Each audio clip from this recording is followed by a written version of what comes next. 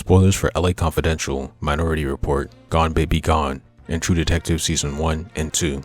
I discovered that other great detective stories have similar writing patterns found in the movie LA Confidential. I'll recap the movie, then I'll highlight the similarities. LA Confidential starts with a murder mystery.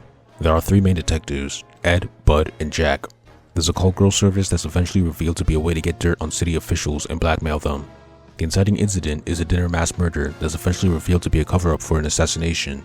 This is pinned on a group of minorities so that they can be killed and take the blame. The detectives go around talking to known associates before they make significant progress and approach the midpoint. At the midpoint of the story, there is a shootout where the villains are killed and the essayed girl is saved. Bud intentionally kills a defenseless criminal because they essayed a victim. He plants evidence to make it seem like it was self-defense. The case is mistakenly closed because the detectives think they've solved the mystery and the villain is killed. This is a false victory because the case isn't truly solved. During the downtime, Ed bangs Bud's girl, which leads to a fist fight. Jack has been convinced to work with the protagonist. Once he does, he starts doing research and finds something important. He goes to Captain Dudley and tells him that there are some inconsistencies and the case isn't truly solved, but the director shoots him because he's part of the conspiracy.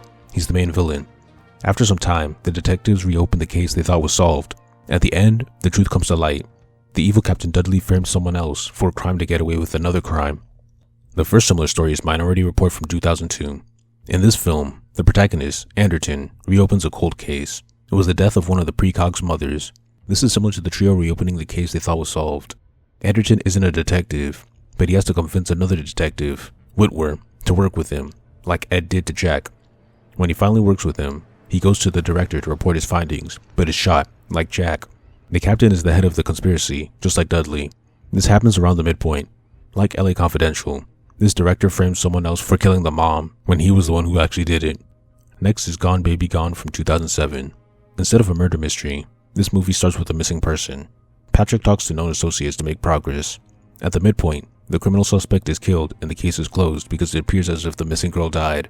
Patrick eventually reopens the case when he thinks it isn't over. At the end, it's revealed that Captain Doyle framed the midpoint villain for the crime in order to cover up that he took the daughter away. Next is True Detective Season 1. It starts with a murder mystery and conversations with known associates. There's a midpoint shootout. Like Bud, Marty finds the essayed girl and shoots the defenseless criminal in anger. Like Bud, Rust and Marty plant evidence with bullets to make it look like the criminal was armed when he was killed. They rescue the girl and there is a midpoint break because they think the case is solved. During this downtime, like Ed, Rust bangs Marty's wife, which leads to a fistfight between the two. After years, they come back together to solve the case. Here, there's a conspiracy that has its roots in politics and more, but the main antagonist isn't the captain or director, it's the Tuttle family. Finally, True Detective Season 2. Like LA Confidential, there are three detectives fighting against corruption in the police department. It also has a call girl service, like LAC. There's a jewelry store robbery used to cover up an assassination, similar to the dinner assassination. There are minorities framed for a crime to cover the tracks of the real culprits.